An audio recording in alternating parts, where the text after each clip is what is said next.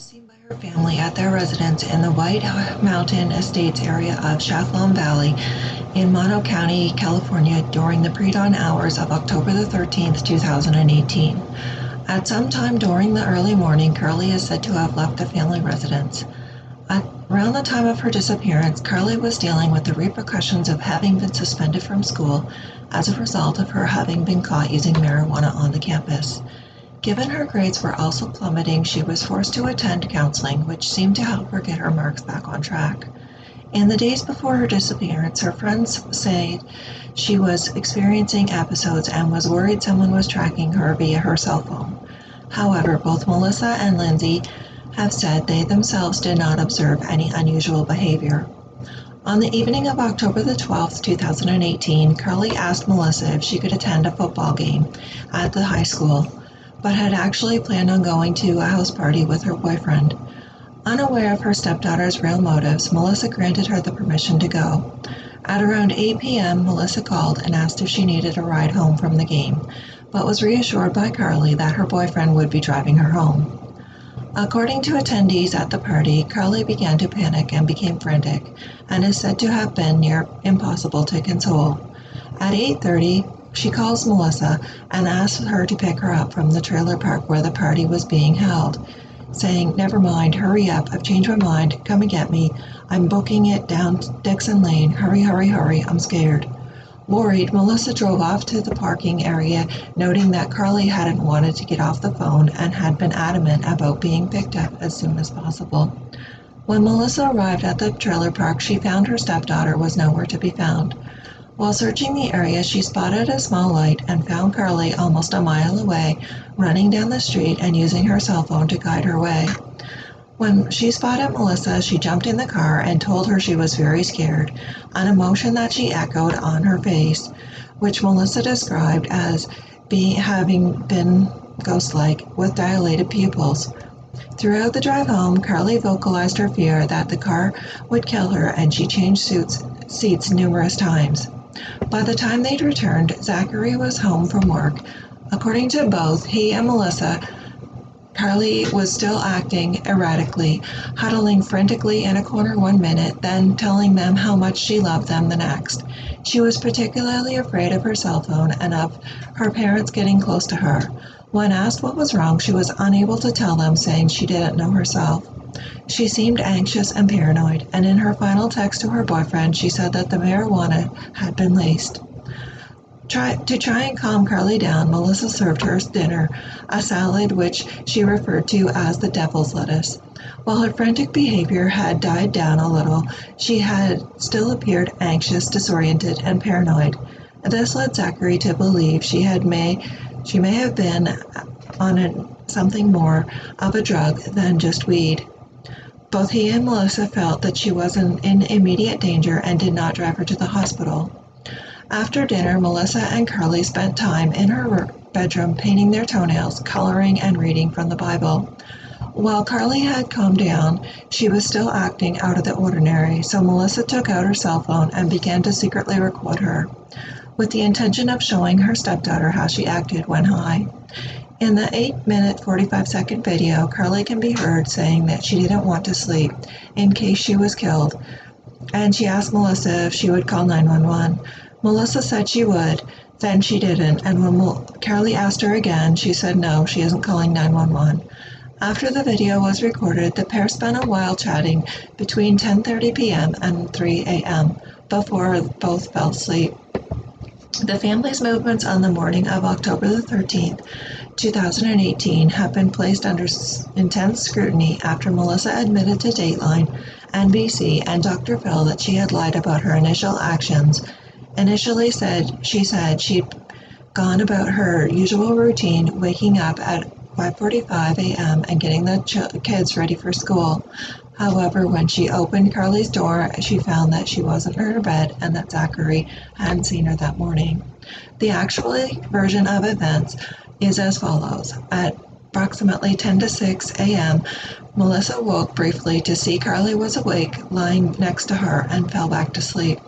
Between 7:15 a.m. and 7:30 a.m., she awoke to find Karlie was gone and that the front door was slightly ajar.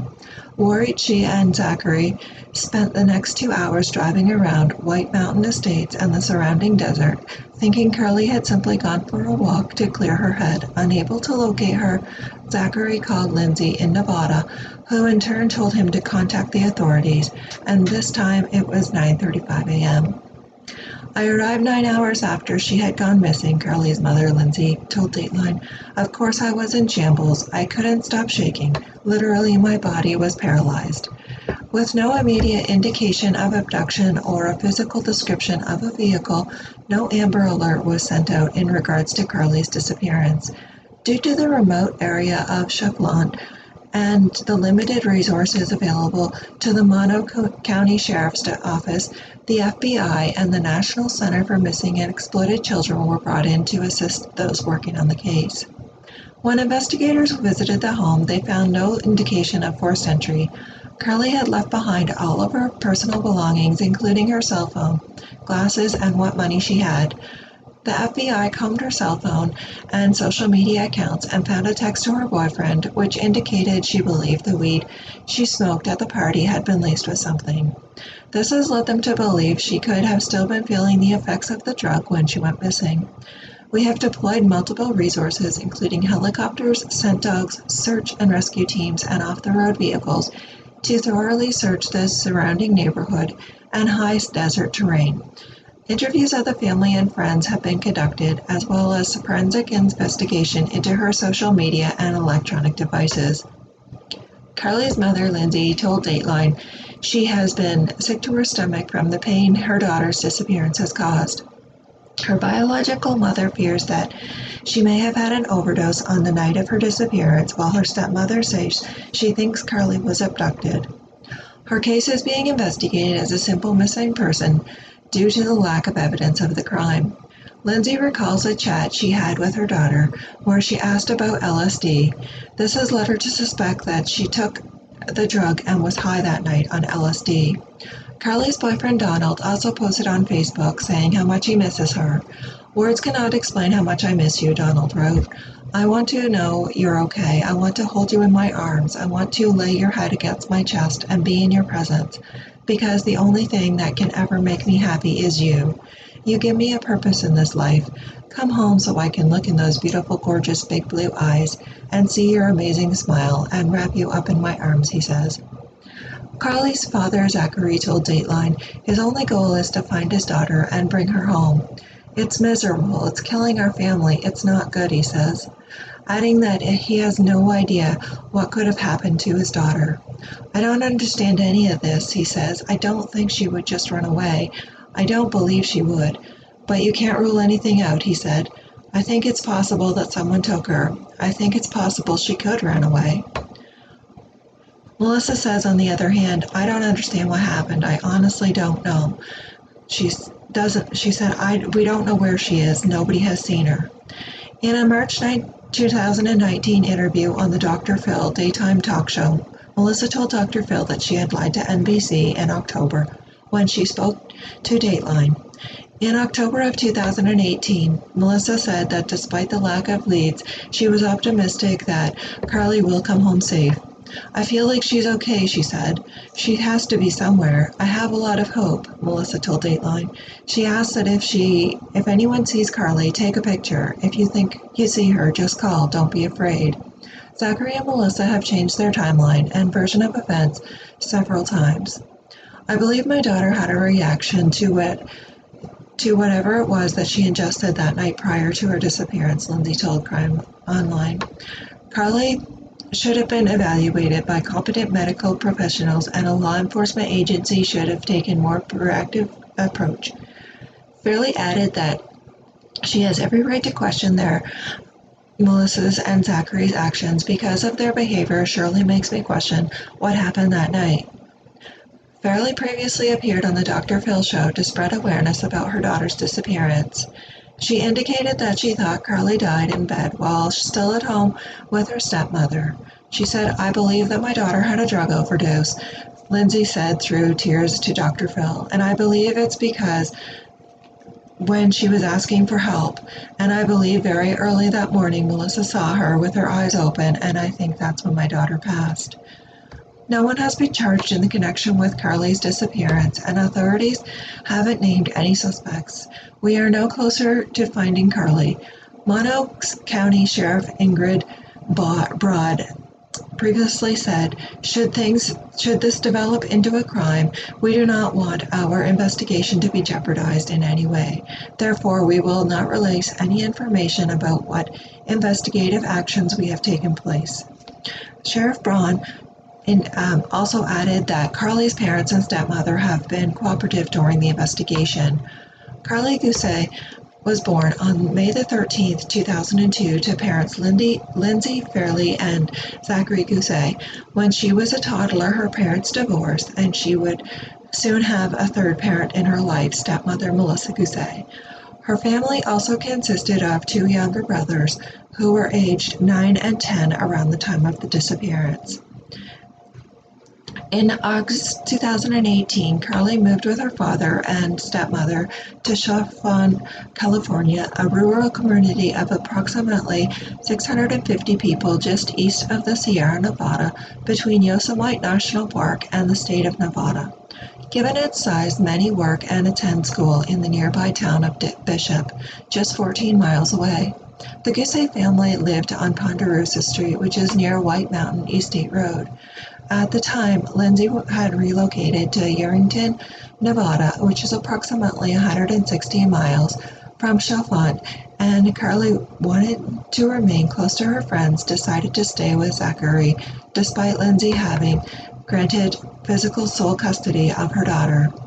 While Karlie was attending high school at Bishop's Union, she worked as a part-time job with the title escrow assistant for the company that Melissa worked for. Those who knew her described her as a fun-loving and sweet girl who had a great sense of humor. Despite her quiet and introverted nature, she was popular amongst her classmates and was well liked by many within the school community. It is unknown if the girl seen by the witnesses was in fact Melissa and not Karlie. There are no security cameras on the exterior of the homes, nor are there any gas stations or other markers in the vicinity with their own cameras. So now it is unclear when exactly Karlie was seen last. A family friend has shared that Karlie had never given any indication that she would wanted to run away or that she was involved in anything more sinister. Posters with Karlie's image and description were put up in grocery stores, gas stations, on light posts, and in diners across Eastern California. A week after she went missing, the sheriff's office set up a checkpoint along Highway Number 6, and while 50 people shared they'd driven through the area on October the 13th, none recalled seeing anyone matching her description walking along or near the road. In January 2019, 18-year-old James Doolin pled guilty to contributing to the delinquency of a minor in relation to Karlie's use of weed at the party the night before she disappeared. He'd initially been arrested on allegations that he provided the weed to her. As of publishing this article, the case is still being investigated as a missing persons due to the lack of evidence that a crime occurred. Investigators do not currently have a theory as to what happened and as such are open to all possibilities. Although their tip line has received numerous calls, there have been no viable leads. Given the lack of evidence or direction, no one has been cleared of involvement and no one has been charged in relation to the case. A private investigator who was hired by Lindsay has said that the sheriff's office has not followed proper protocol when investigating Karlie's disappearance, citing the fact that they didn't take her bedding or for analysis. They also did not search through the family cars. The Bring Karlie Home and Justice for Karlie Guse's Facebook pages have been created to help awareness about the case. Karlie's friend Bianca Hillier said, at 16 years old, Karlie Guse is a typical teenager. She likes to dance, hang out with her boyfriend, and make money at her after-school job. Everyone knows Karlie. They love her, Karlie's mother, Lindsay Fairley, told Dateline. Lindsay and Karlie's father, Zachary Guse, divorced when Karlie was only 2 years old. Karlie lived with her mother, Lindsay, at first, but then went to live in Bishop, California with her father, Zachary, and his wife, Melissa, 8 to 10 years ago. We were always really, really open. We were literally best friends. She could talk to me about anything. Lindsay told Dateline about her relationship with Karlie. She is absolutely loved by everyone that knows her. She's such a sweet girl. She's funny. Karlie's stepmother, Melissa, told Dateline that in the beginning of October, Karlie was a happy kid and her positive attitude was no different than usual. The family had just recently moved to north of Bishop to a town called Chiffon, but Karlie wasn't fazed by the move as she was able to go keep the same school district. Karlie Lain Guse was born on May the 13th, 2002 and has dark blonde hair with blue eyes. She is 5 feet 7 inches tall and weighs approximately 110 pounds. She has her left nostril pierced and went missing on October the 13th, 2018 from her family home. She was last seen wearing a white t-shirt, gray sweatpants, and Vans shoes. If you have any information concerning the disappearance of Karlie Lain Guse, you are encouraged to contact the Mono County Sheriff's Office by emailing them at karliegusetips@monosheriff.org or calling them at 760-932-5678 or 760-932-7549 and select the option number 7. Alternatively, you can contact the National Center for Missing and Endangered Children at 800-843-5678, which is 800-THE-LOST, or you may also contact the Sacramento office of the FBI by calling 916-746-7000, your local FBI office, the nearest American embassy, or the consulate, or you can submit anonymous tips online to tips.fbi.gov, and the FBI is offering a reward of up to $5,000 for the information that leads to the location and safe return of Karlie Lain Guse.